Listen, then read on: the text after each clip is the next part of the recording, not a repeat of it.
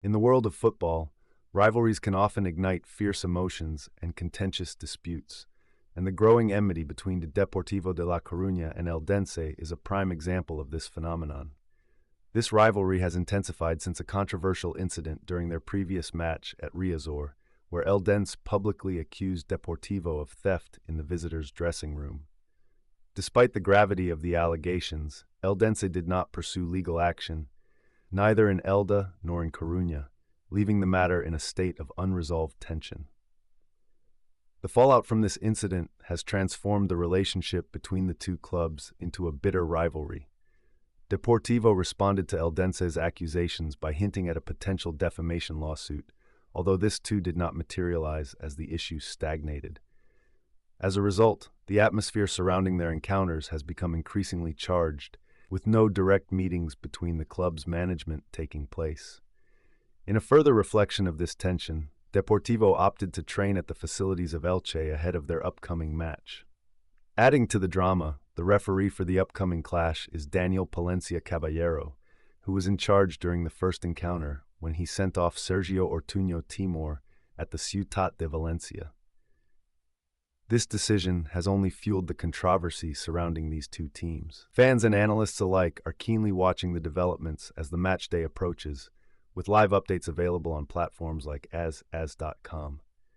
As time progresses, Eldense finds itself in a precarious position, running out of opportunities to secure their place in the Segunda División. The team has not celebrated a victory at the Nuevo Pepico Amat since November 20th, and they are now set to face Deportivo, a team that has recently found its stride, claiming 7 out of 9 possible points in their last 3 outings. For José Luis Oltra, the match holds special significance as he prepares to face one of his former teams, with which he achieved a record ascent to La Primera that still stands today. Eldense is in desperate need of a win to keep their hopes of survival alive. However, they continue to grapple with injury concerns, notably the absence of Dumic and Ivan Chapela. On a more positive note, they welcome back Masca, who is expected to take on the role of the team's offensive spearhead.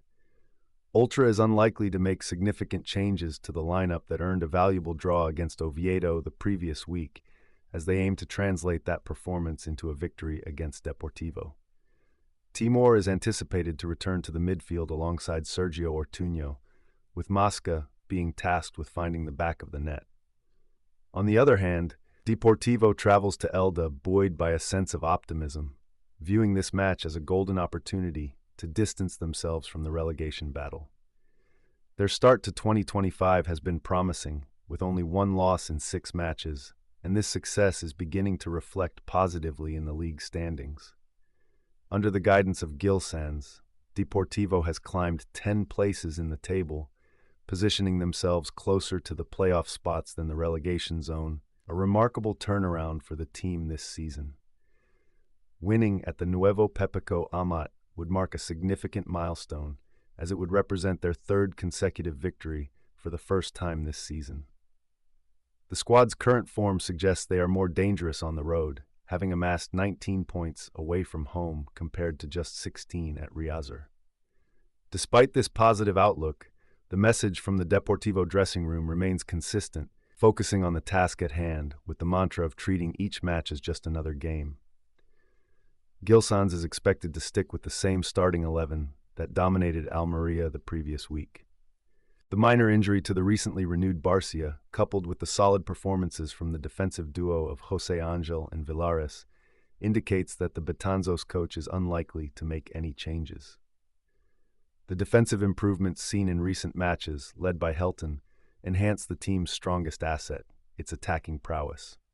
The combination of Yeremay, Mario Soriano, and Mella poses a constant threat to opposing defenses, and the hope is that Zaka's impressive display against Almeria, including a goal, signifies his emergence as the missing piece in Deportivo's offensive puzzle.